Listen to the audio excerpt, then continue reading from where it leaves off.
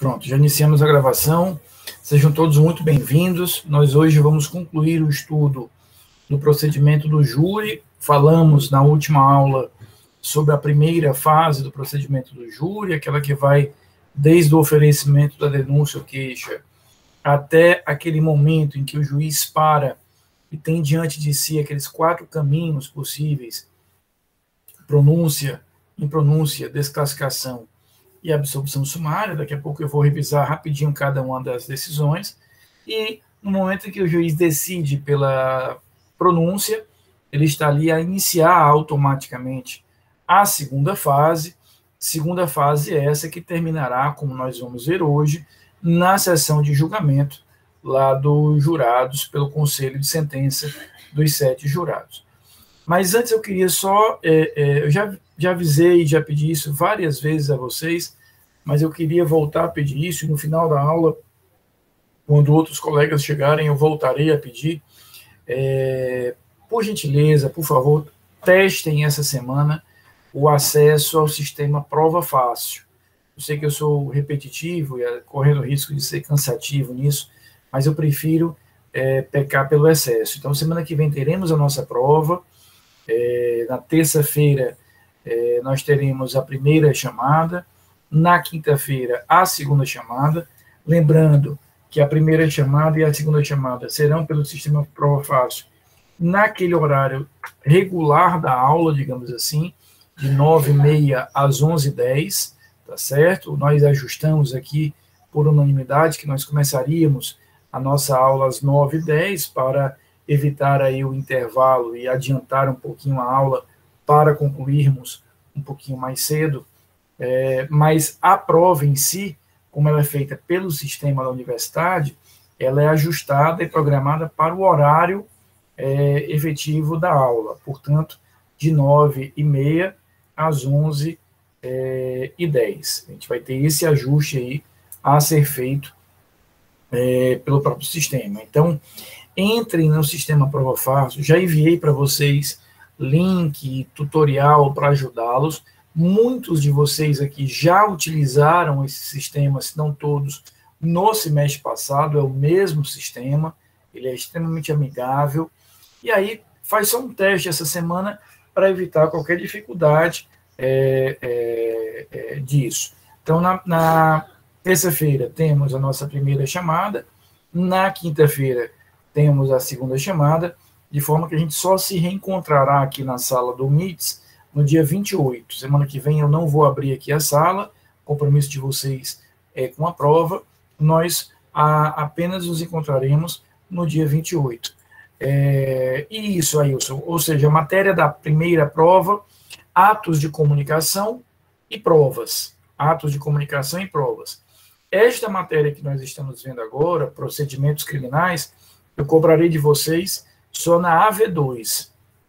A AV2 vai ter aquele formato que nós já conhecemos, assemelhado a uma prova colegiada, e aí a matéria da AV2 incluirá atos de comunicação, provas e procedimentos. A gente vai agregar procedimentos na matéria da AV2. Mas esta da semana que vem, apenas as 2 primeiras unidades. Atos de comunicação, citação, intimação e as provas. Desde a teoria geral das provas até todas as provas em espécie que nós conversamos aí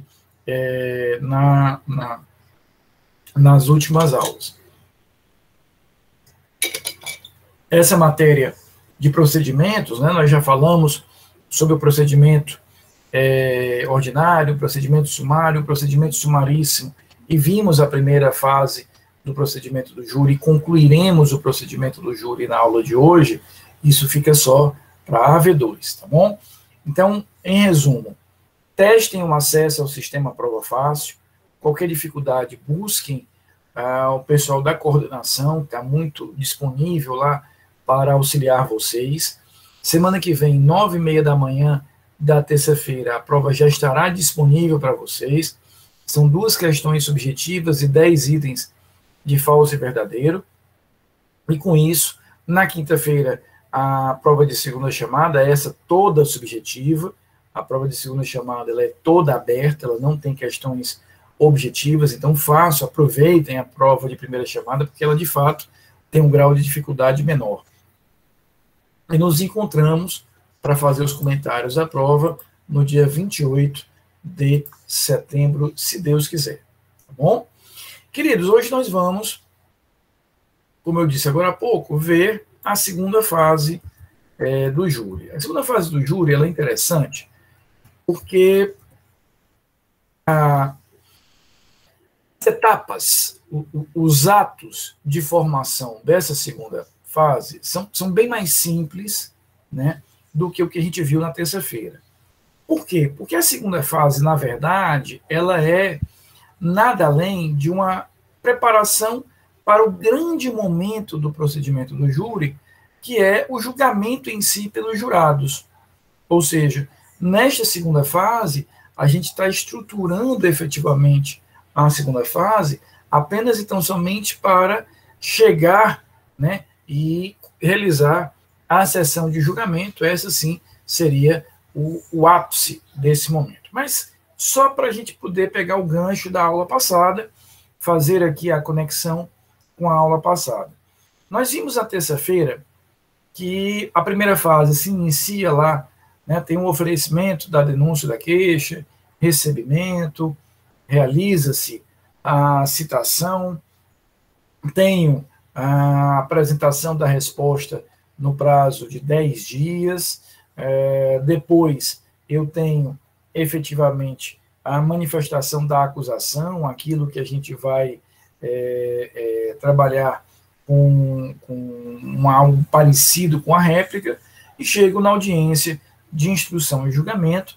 Essa audiência de instrução vai ser responsável por ouvir as testemunhas, faço o interrogatório, indago se as partes querem produzir mais alguma prova, se não existir mais prova pendente, encerro ali a instrução, aí eu avanço para alegações finais orais e a decisão do juiz. E esta decisão, nós conversamos aqui na terça-feira, pode ser em 4 direções: pronúncia, impronúncia, desclassificação e a absolvição sumária. Eu queria revisar rapidamente cada uma delas. Jennifer, é exatamente isso, ou seja, na AV1, né, que nós vamos fazer na semana que vem, eu vou cobrar as 2 primeiras unidades, atos de comunicação e provas. Esta matéria, que é a unidade 3, que nós estamos em desenvolvimento atualmente, que são os procedimentos, fica para a AV2 lá em outubro. Então, semana que vem, apenas as 2 primeiras unidades, tá? De nada, querido, fique à vontade sempre para perguntar. Então, vamos revisar rapidinho aquelas 4 decisões que nós conversamos na aula passada. Na decisão de pronúncia, eu tenho uma decisão interlocutória, ela não encerra o processo, e o juiz ali diz o seguinte: olha, no meu olhar, na minha visão, há comprovação de materialidade, há indícios de autoria, o que me permite mandar o réu para júri. Então, ele vai permitir aí mandar o réu a júri. Então, a primeira das circunstâncias, a primeira das situações que nós temos é isso. Na pronúncia, o juiz avalia a prova, verifica que ali há comprovação de materialidade, verifica que ali há indícios de autoria, e ele diz: olha, como existem esses requisitos, segue o jogo, segue o baile aqui no processo do júri, e vamos iniciar a segunda fase, que terminará lá na sessão de julgamento dos jurados. Repito, aquilo que a gente vai conversar na aula de hoje, tá? Vamos ter a impronúncia. A impronúncia, ela é uma outra possibilidade. Na impronúncia, nós vamos ter a possibilidade do juiz dizer o seguinte: olha, no meu olhar, né, na minha visão, eu não consigo visualizar comprovação de materialidade, ou eu não consigo visualizar indícios de autoria. Veja que ele até tinha esses requisitos, tanto é que ele recebeu a denúncia. Mas esses elementos foram se esvaecendo na primeira fase, eu fui perdendo esses indícios, eu fui perdendo essa certeza em relação à materialidade, e, por consequência, o juiz vai dizer: eu não tenho como enviar esse réu a júri, porque a dúvida aqui é muito grande, é uma dúvida muito robusta, é uma dúvida muito grave. Então, na impronúncia, o juiz encerra o processo, ela, portanto, é uma sentença, o processo ali está sendo encerrado, mas ela tem uma característica muito importante. Ela faz coisa julgada apenas no plano formal. Ela faz coisa julgada apenas no plano formal. Eu não tenho na impronúncia uma decisão que exaure, esgote o mérito. Tanto é que o próprio Código de Processo Penal, lá no parágrafo único do artigo 414, vai nos dizer que se não ocorrer a extinção de punibilidade, ou enquanto não ocorrer a extinção de punibilidade, surgirem novas provas, eu posso ter uma nova ação penal rediscutindo aquele determinado fato. Isso não ofende ao princípio do non bis in idem, exatamente por quê? Porque a gente não teve o julgamento efetivo. Então, a decisão de impronúncia, ela é uma decisão que remete àquele determinado réu, mais ou menos, Edmond, para uma espécie de limbo. O processo está encerrado, ele não é mais réu, aquele processo acabou, mas eu não tirei definitivamente a espada da cabeça do réu, porque enquanto não ocorrer a extinção da punibilidade, por exemplo, da prescrição, abolício crimes ou qualquer outra circunstância, nós teremos aí a possibilidade efetiva de termos uma nova ação penal, construindo aqui uma nova denúncia, uma nova queixa. Vimos a absolvição sumária do artigo 415, já na absolvição sumária nós vamos ter uma lógica um pouquinho diferente, porque lá o juiz já se empoderou de uma convicção, de uma certeza, de uma segurança, e se ele tiver certeza de um daqueles elementos previstos ali no 415, o fato não existiu, o réu não é autor, nem coautor, nem partícipe do fato, aquele fato não é considerado, tipificado como um crime, houve um excludente de culpabilidade ou houve um excludente de ilicitude. Na certeza de um desses elementos do 415, o juiz absolve desde logo o réu, ou seja, como se o juiz, Jennifer, dissesse o seguinte: para que eu vou mandar esse cara para os jurados se eu já tenho aqui a convicção necessária e suficiente de que eu posso absolvê-lo? Então, eu absolvo de logo aquele determinado réu. E vimos a quarta e última decisão, que é a decisão de desclassificação. Na decisão de desclassificação, o que nós vamos ter é a construção de uma certeza. Qual é a certeza? O juiz diz, olha, analisando aqui as provas, verificando aqui as provas, eu não visualizo um crime doloso contra a vida. Então, ele manda para o juízo criminal comum, ordinário, que vai usar o rito ordinário, e vai seguir com o processo do ar. Então, na desclassificação, a gente tem uma mera decisão interlocutória de incompetência. E aí eu mando para o juízo comum, o juízo que agora passa a ser o juízo competente. Na aula de hoje, nós vamos estudar a segunda fase do júri. Esta segunda fase, ela começa na pronúncia. Então, no momento em que o juiz decide pronunciar o réu, por ver ali comprovação de materialidade e indício de autoria, ele está, Larissa, encerrando a primeira fase e automaticamente começando a segunda fase. Quando a gente olha para os atos que compõem a segunda fase, nós vamos perceber, Thaís, que essa segunda fase, em relação aos atos, ela é muito mais simples do que a primeira. Até porque ela está muito focada na sessão de julgamento em si. Então, como é que se organiza? O juiz pronunciou o réu. Então, o juiz está dizendo ali que pronuncia o réu por visualizar comprovação de materialidade e indício de autoria. Essa decisão de pronúncia, Pedro, ela é muito importante, porque aqui o juiz não está preso, não está vinculado, Stephanie, aquela tipificação que havia sido dada na denúncia. Então, imagina que na denúncia, o Ministério Público tinha denunciado o réu por homicídio triplamente qualificado. Então, Lucas, a denúncia era por homicídio triplamente qualificado.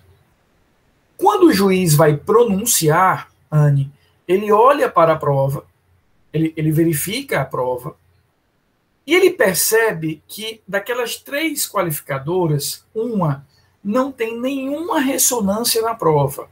Ou seja, a prova não dá nenhum suporte para que eu possa minimamente, Jennifer, dizer que o homicídio foi praticado por motivo fútil.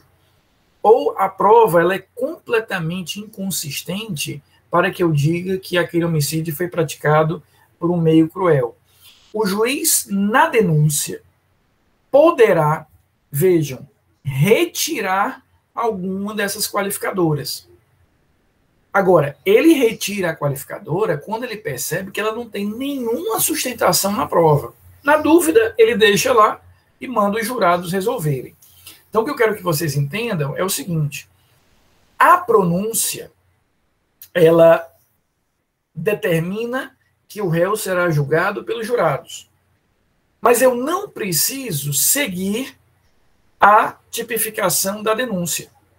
Se o juiz entende que uma daquelas qualificadoras que foi apontada lá na denúncia pelo Ministério Público não tem nenhuma base, zero, né, possibilidade de ver aqui uma base probatória,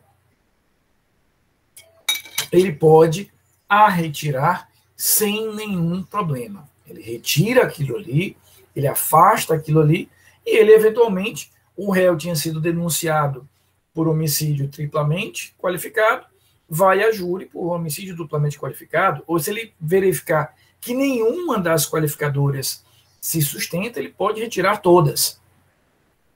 E por que isso é tão importante? Porque a acusação, Fernando, que o réu responderá perante os jurados, a acusação que o réu responderá perante os jurados, ela é a acusação definida na pronúncia. Então, se eu tinha sido denunciado por homicídio triplamente qualificado e o juiz deixou só uma das qualificadoras, para os jurados eu vou responder só uma qualificadora. Então, é a decisão de pronúncia, na sua tipificação, ela vai efetivamente ainda balizar a acusação que eu responderei. Cássio, veja, na pronúncia, o juiz aqui ele está mantendo o processo no júri. Portanto, a modificação na pronúncia tem que ser ainda dentro desse espectro de crimes dolosos contra a vida. Porque se o juiz perceber que não há fundamento para nenhum crime doloso contra a vida, a opção que ele vai caminhar é a descrição.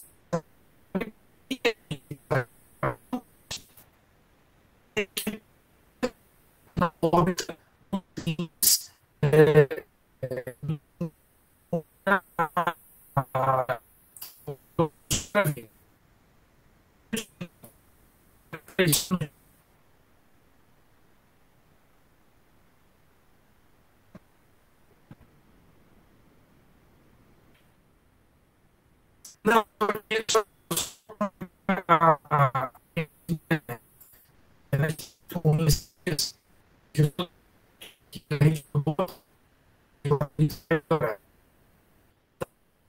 não,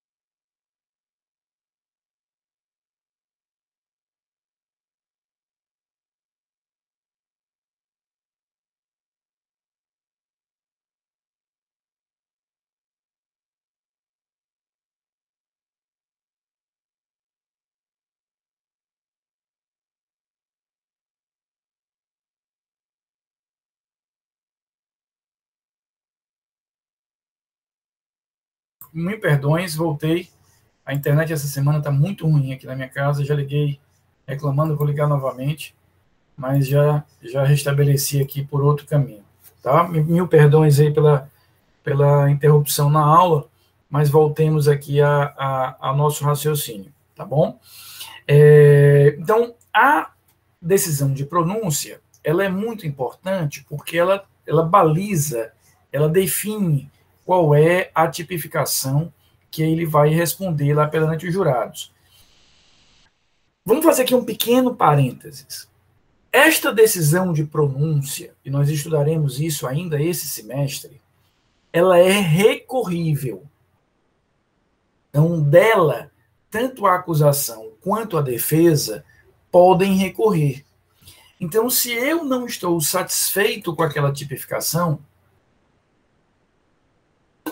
se eu não estou atendido satisfatoriamente com aquela tipificação, ou porque eu queria que o juiz tivesse mantido as qualificadoras, ou porque eu queria que o juiz tivesse retirado as qualificadoras, eu vou ter a possibilidade de apresentar contra a decisão de pronúncia um recurso ao tribunal.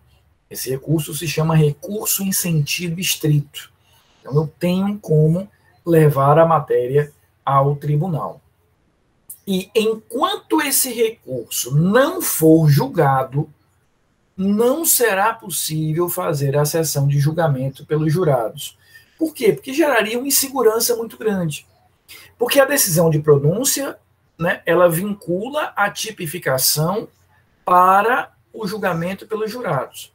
Imagina, Fernanda, que eu faça o julgamento pelos jurados, sem ter julgado o recurso lá no tribunal contra aquela decisão de pronúncia, e o tribunal modifique a decisão de pronúncia. Olha a insegurança que isso traria, os problemas que isso geraria ao processo. Então, o que é que acontece? Houve a pronúncia.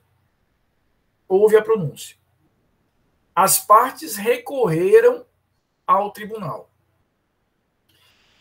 Mesmo com o recurso, o juiz vai indagar das partes se elas querem produzir mais alguma prova e, principalmente, se elas, lá na sessão de julgamento, querem ouvir testemunhas.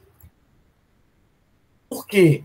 Porque cada parte poderá indicar até 5 testemunhas para ser ouvida na sessão de julgamento perante os jurados.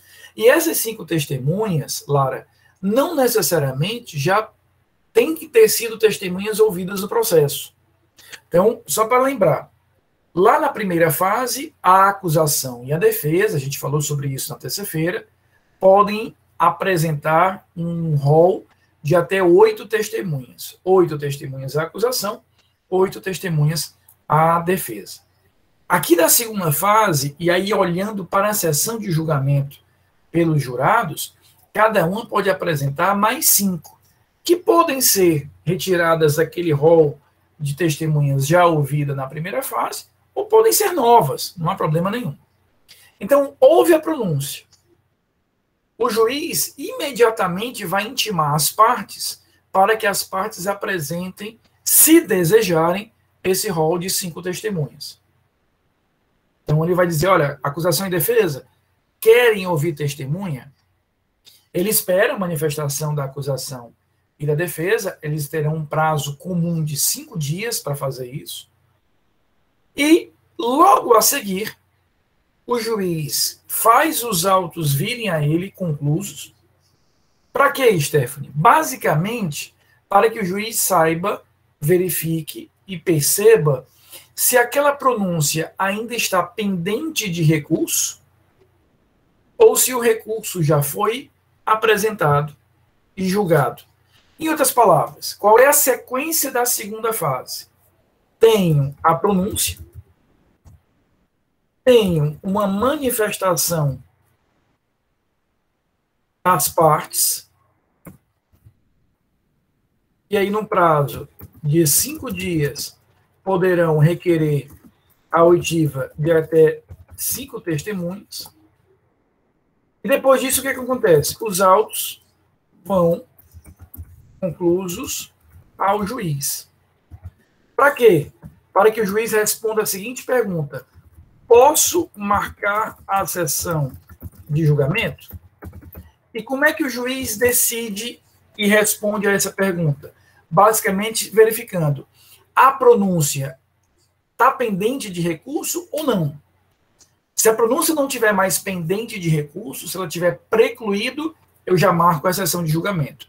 Se ela ainda estiver pendente de recurso, deixa ali o processo parado, deixa em stand-by, espera a pronúncia ser confirmada lá no tribunal para que ele possa marcar a sessão de julgamento. Pode perguntar, Stefano. Professor, na segunda fase, pode ter a modificação da pronúncia, né? Na pronúncia, né?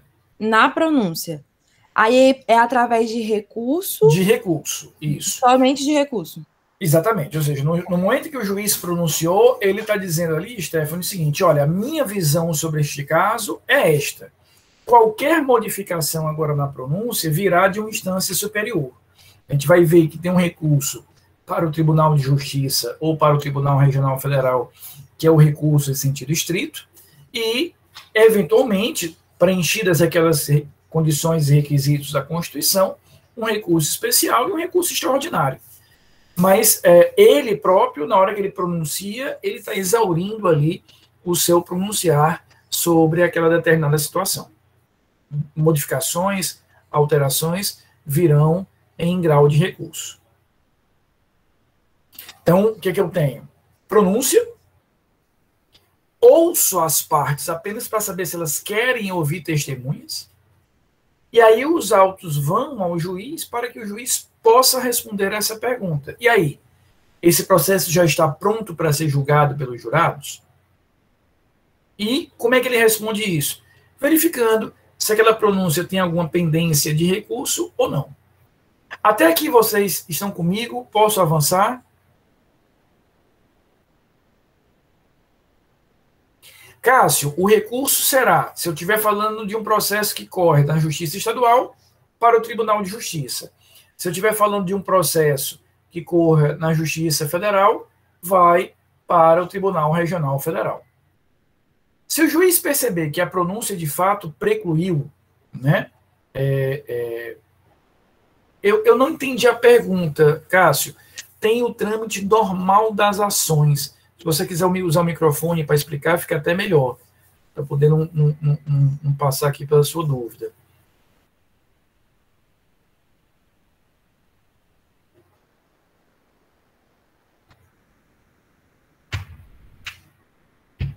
Ah, perfeito. Então escreva aí, Cássio, enquanto você... Tá bom, depois a gente... Mas se você quiser escrever, explicando melhorzinho, com todo gosto eu respondo. Então veja, houve a pronúncia, houve a manifestação das partes, indicando se querem testemunhas ou não, houve aquela determinada parada no processo, o juiz verificar se pode ou não fazer a sessão de julgamento. A pronúncia foi confirmada pelo tribunal. Ou seja, já não há mais nenhuma pendência de recurso. Ou, eventualmente, não houve recurso. Portanto, a pronúncia precluiu. Aí nós vamos passar para a última etapa, para o último momento do procedimento do júri, que é a sessão de julgamento.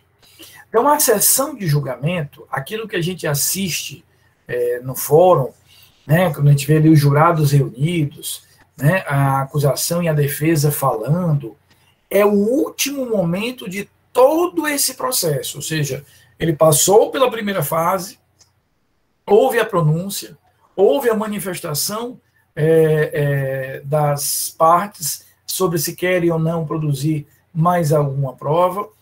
O juiz verificou que a pronúncia está já ok, não tem mais nenhuma pendência de recurso, aí o juiz faz o quê?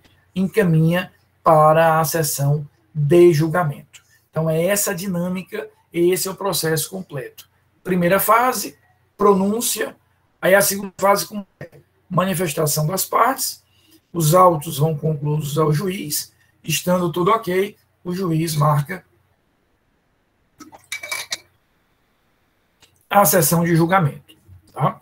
Então, aquilo que nós assistimos no fórum, aquilo que a gente faz de maneira simulada, é, na verdade, o último momento do processo como um todo, e para que eu chegue nele, eu tenho que ter passado por todas essas etapas. Tudo bem? Aqui, Laricinha, Anne, Guilherme, Cássio, eu vou fazer um pequeno parênteses. A gente volta já já para entender como é que se configura, como é que se organiza a sessão de julgamento, tá? Mas eu queria fazer aqui um pequeno parênteses. A cada ano, de um ano para o outro, aquelas varas, aquelas unidades judiciais que trabalham com júri, que têm processos de júri, vão lançar a chamada lista geral.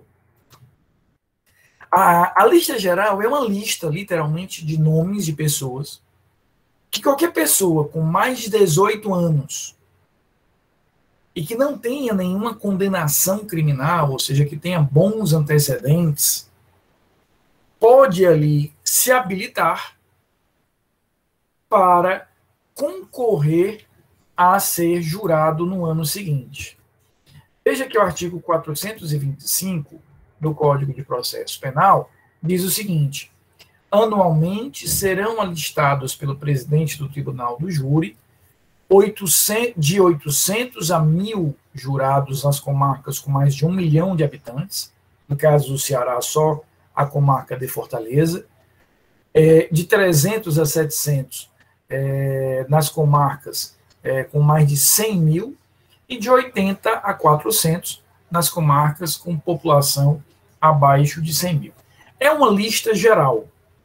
Repito, qualquer pessoa pode fazer parte dela, desde que tenha mais de 18 anos, desde que não tenha condenação criminal. Para que serve essa lista? Qual é a razão de ser dessa lista?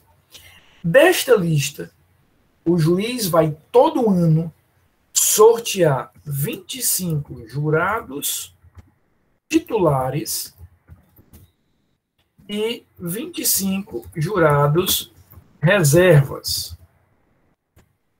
Ou seja, dessa imensa lista, ele faz ali um sorteio, Thaís, para sortear 25 jurados titulares e 25 jurados reserva. Essas pessoas, no ano seguinte, elas estarão à disposição da justiça, daquela vara, daquele juízo, e aí a cada sessão de julgamento, de cada processo que venha a ser julgado,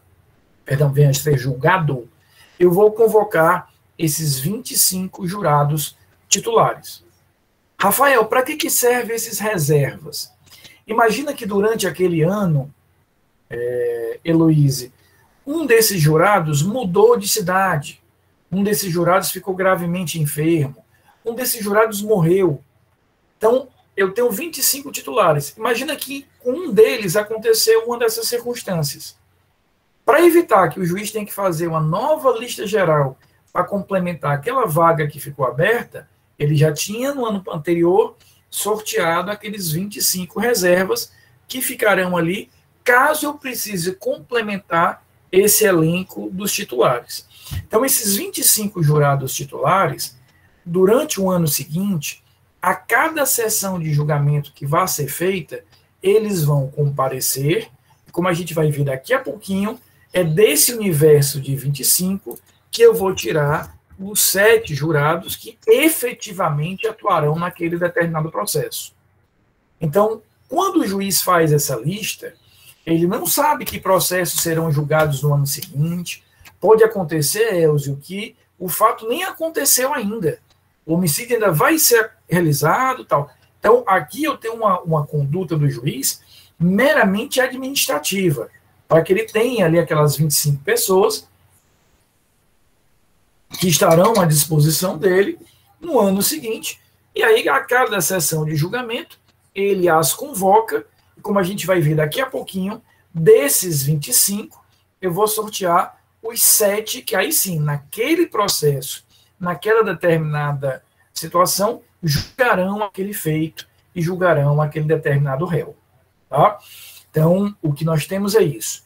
A cada ano, cada juiz de vara em que que existam processos de júri, separa essa lista, sorteia esses 25 jurados, sorteia esses 25 reservas, e no ano seguinte eles irão efetivamente trabalhar à disposição do juiz. Não são remunerados, eles não têm dispensa do trabalho deles, eles estarão dispensados apenas naquele dia que eles atuarem efetivamente como jurados. Tá? Antigamente era bem diferente. Antigamente o cara ficava dispensado do trabalho o ano todo, não precisava aparecer no trabalho dele, por isso que era muito comum servidores públicos desejarem ser jurado. Hoje já não existe mais isso. Fechei o parênteses. Chegamos, portanto, na sessão de julgamento. Então, quando eu agendo a sessão de julgamento, ou seja, no dia 17 de setembro, às 9 horas, será julgado o caso número tal do réu tal. Então, eu vou agendar essa sessão de julgamento. Para aquele dia, eu vou convocar, eu vou intimar, Lucas, o réu.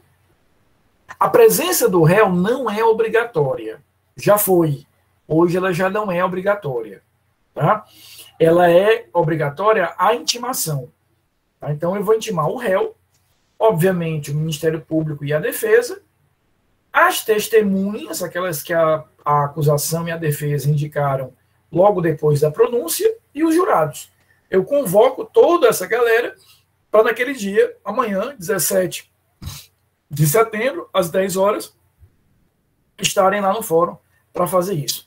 Leandra, o servidor público só vai ganhar a dispensa do dia em que ele atuar como jurado. Né? Se naquele dia ele não foi sorteado dentre os 7, ele tem que trabalhar, e o fato dele ter naquele dia atuado como jurado também não dá a ele outro dia de folga. Né? Como ele ser jurado foi uma escolha pessoal dele, o que ele ganha é apenas, então, somente a dispensa naquele dia específico em que ele estiver laborando e atuando como jurado em si. Tá bom? Como é que se organiza essa sessão de julgamento? Então, nós vamos ver aqui a ordem dos atos da sessão de julgamento. A primeira coisa é a chamada dos jurados. Por quê? Porque eu tenho que ter aqui um mínimo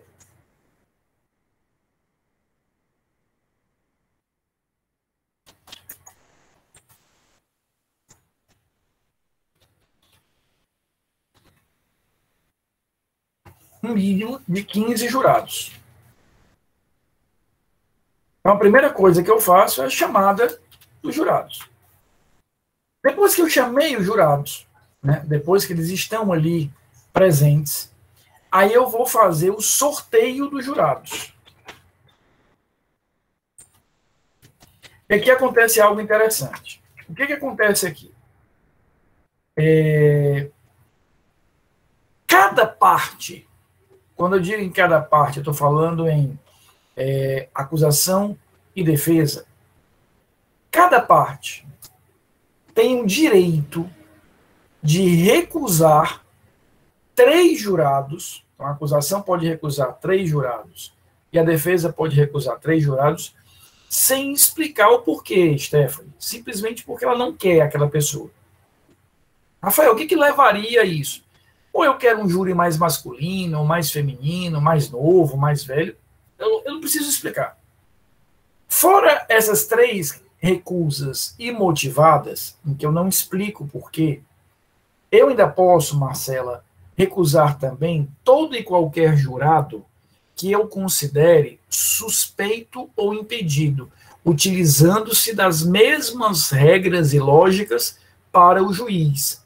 Então, lá no artigo 252 e 254 do Código, em que você tem lá as hipóteses de suspeição e impedimento, você aplica tudo isso aos jurados também. Os jurados deverão respeitar essas mesmas regras de impedimento e de suspeição. Então, como é que funciona na prática? Eu fiz a chamada dos jurados. Se eu tiver pelo menos 15 dos 25 presentes, avançamos para o sorteio. Coloco o nome dos presentes numa urna e eu sorteio. fulano de tal, a acusação e a defesa têm o direito de recusar. Repito, cada uma pode recusar até 3, sem qualquer tipo de justificativa. Defesa, você recusa? Não. Acusação, você recusa? Não. Então, o fulano de tal é o primeiro dos 7 jurados escolhidos. E aí eu vou reproduzindo essa fórmula, ou seja, eu vou sorteando nome por nome. A acusação e a defesa podem recusar. Repito, cada uma pode recusar 3 sem explicar o porquê, ou quantos consiga naquele momento provar o impedimento e a suspeição, até que eu vou formar os 7 jurados. Pode perguntar, Diana, fique à vontade. Professor, se são esses mesmos 24, né, que o senhor falou? 25. 25, que são pré-escolhidos, que na hora vão ser decididos, né? Eles, de tanto eles participarem, eles podem já ficar conhecidos, sei lá, da promotoria, da defensoria, dos advogados de defesa, e na hora eles serem preteridos por uma opinião, ou por eles já serem conhecidos, já que são aqueles mesmos 25. Veja, Diana, eu não tenho como dizer que isso não pode acontecer. Mas a gente vai ter que considerar aqui algumas questões. Primeiro, o código diz que aquele jurado que atuou no ano anterior não pode atuar de novo nesse ano. Eu tenho que ter aí um refresco de pelo menos um ano entre uma atuação e outra, né? Mas se durante aquele ano, Diana, eu de alguma maneira descubro algum tipo de opinião daquele jurado que eu entendo que naquele caso não seria muito legal para mim, eu posso sim utilizar uma daquelas 3 recusas imotivadas e dizer não quero essa pessoa neste processo, sem nem explicar por quê. Então poderia acontecer isso sim. Agora veja, como a gente vai ver daqui a pouquinho, a decisão dos jurados ela é uma decisão secreta. Ele deposita lá na urna dele um voto sim ou não. Então, para que eu conheça essa opinião dos jurados, obviamente eu não vou dizer que eu não possa fazer isso, né? A gente vive numa sociedade de muita exposição, né? Em redes sociais ou em conversas ali no próprio fórum. Se eu entendo que naquele caso, por alguma circunstância, não seria o mais adequado, eu posso sim recusar. Certo, e escolher mais ou menos o perfil de júri que a pessoa quer, né? Exato. Agora, sempre observando isso, eu tenho 3 possibilidades de recusar sem explicar o porquê, e posso recusar outros, mas desde que eu consiga provar que ele é impedido ou suspeito. Então, existe essa flexibilidade, essa margem de manobra, para que eu escolha, por exemplo, Diana, um júri mais masculino do que um júri mais feminino. Por exemplo, só para citar um exemplo, caso de feminicídio, né? A tendência da defesa é querer menos mulheres no júri, né? Porque a vítima foi uma mulher, então buscam ali mais homens e vice-versa, né? Então a gente pode ter isso sim. Agora, preso a esse limite de 3 sem explicação e tantos outros quantos eu consegui provar causas de impedimento ou de suspeição. Certo, professor. Obrigada. Nada, querida. Depois que eu sorteei os 7, que eu tenho os 7 jurados que atuarão naquele processo, eu vou fazer a tomada do compromisso. Veja que o artigo 472, de forma expressa, diz como é que vai ser esse compromisso. Formado o conselho de sentença, o presidente levantando-se e com ele todos os presentes, fará aos jurados a seguinte exortação. Em nome da lei, concito-vos a examinar esta causa com imparcialidade e a proferir a vossa decisão de acordo com a vossa consciência e os ditames da justiça. Os jurados, nominalmente chamados pelo presidente, ou seja, fulano, cicrano, beltrano, declararão assim o prometo. Esse momento, Jennifer, é um momento muito importante, porque no momento em que os 7 prometerem, aqueles 7 passam a ser um corpo único, que nós vamos chamar de conselho de sentença. Esse corpo único, ele é indissolúvel e imodificável. Então, Marina, imagina comigo que eu formei ali os 7 prestaram compromisso, e durante a sessão de julgamento, um deles passou mal, um deles morreu. Aquele julgamento como um todo, ele é anulado. Não há substituição de jurado depois que é feito o compromisso. Então, no momento em que esses 7 prestam compromisso, passa a existir ali a indicação de que eu não tenho como modificar, né, de maneira nenhuma esse conselho de sentença. Repito, os 7 que prestam compromisso são os 7 que, ao final da sessão, deverão julgar. Depois disso, eu vou ouvir as testemunhas, quarta etapa da sessão de julgamento, faço o interrogatório,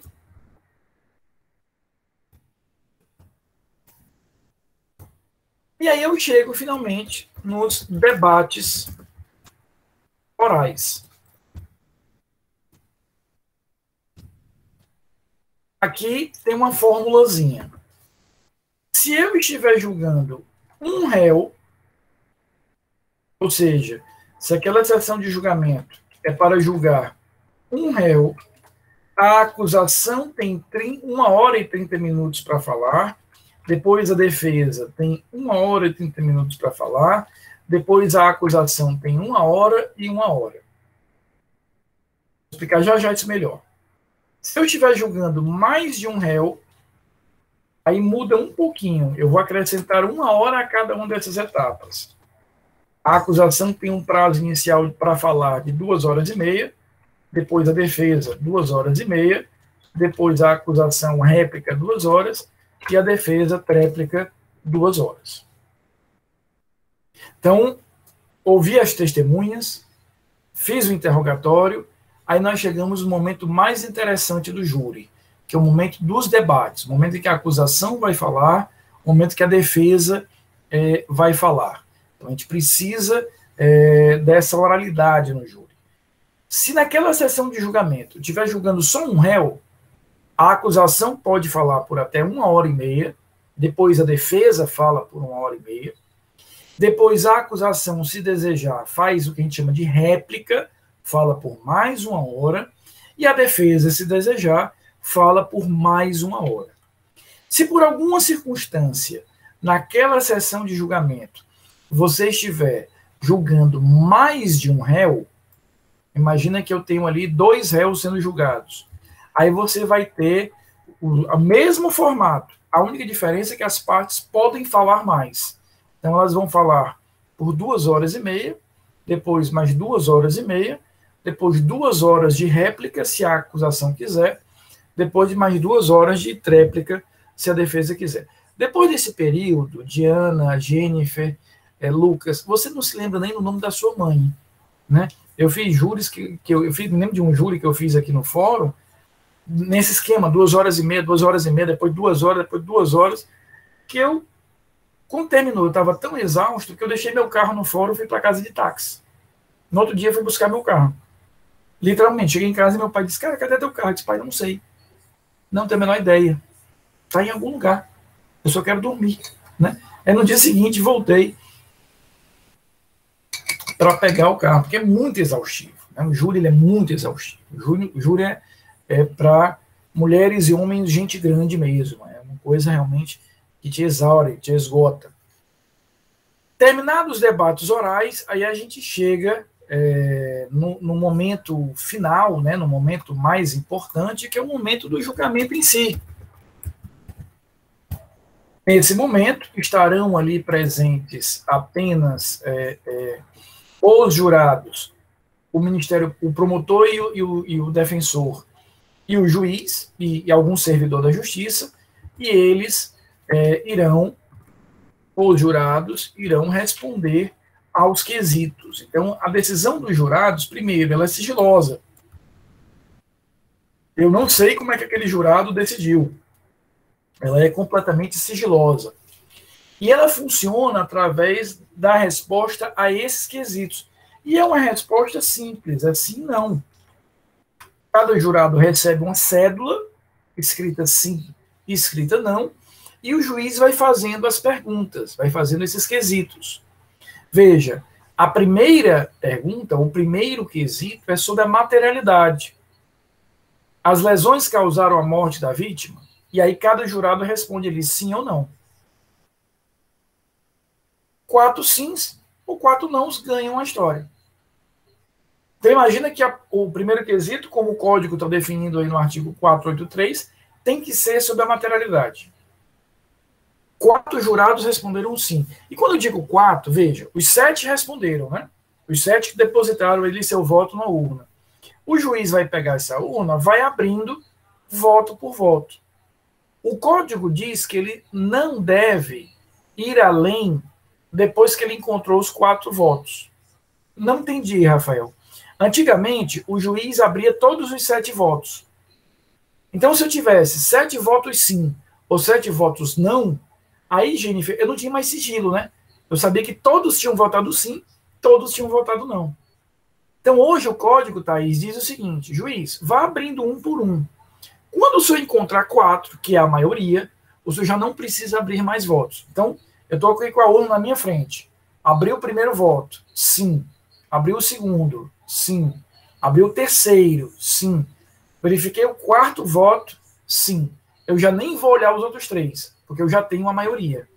Porque para a gente não interessa a unanimidade, interessa a maioria.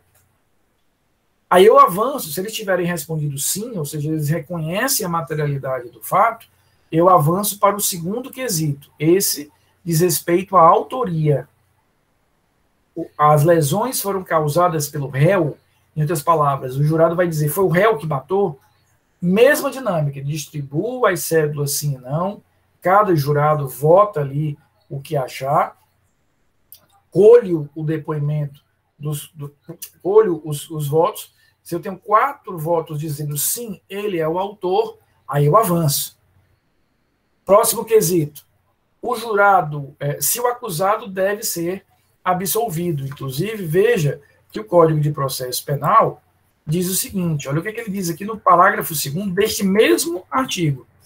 Ele diz assim, respondido afirmativamente por mais de 3 jurados, ou seja, pelo menos 4, os quesitos relativos ao inciso 1º e 2º,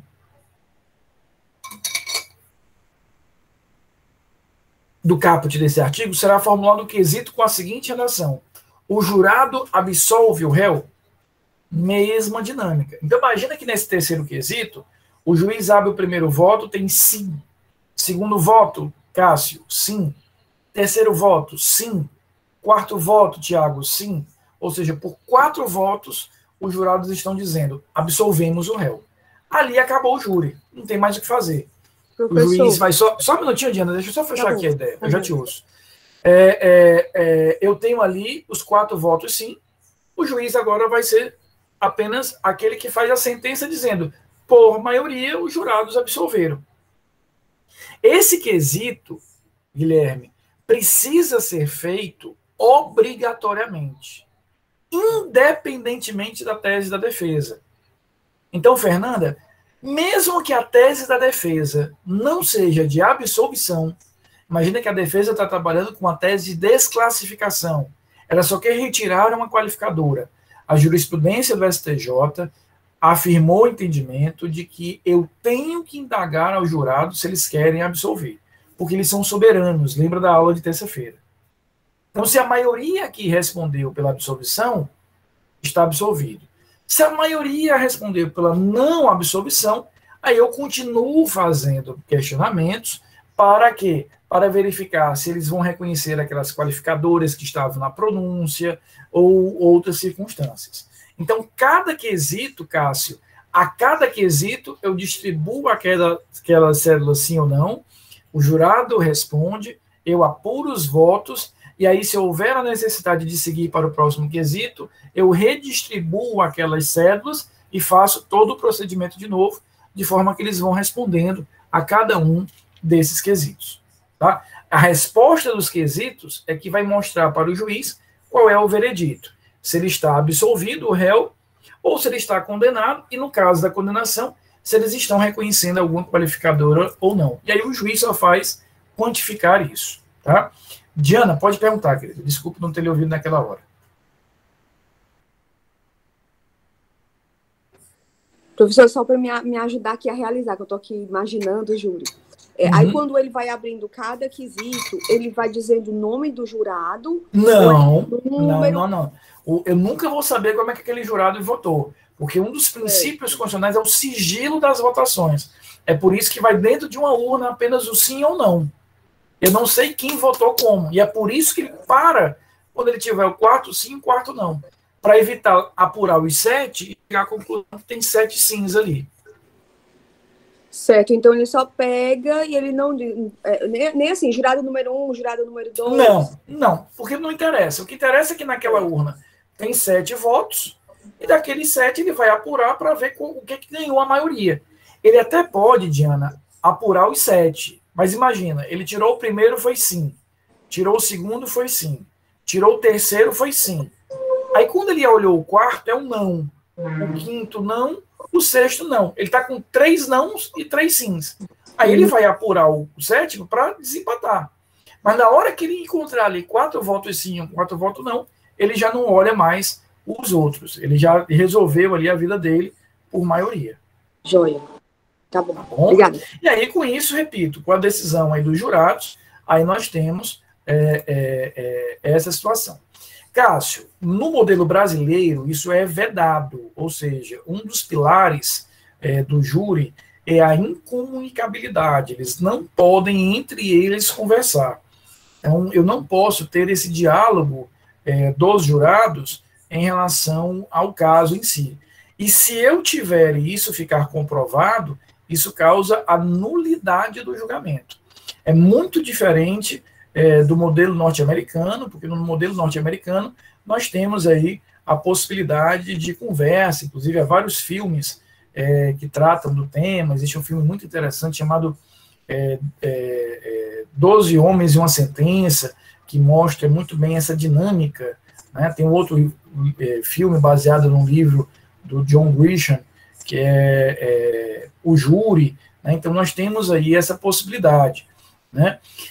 Cássio, eu acredito que não. Eu acho que é positivo, no sentido de que, como nós optamos por um modelo em que cada um vai decidir com a sua íntima convicção, eles já ouviram ali os argumentos das partes, que são ali os operadores técnicos do júri.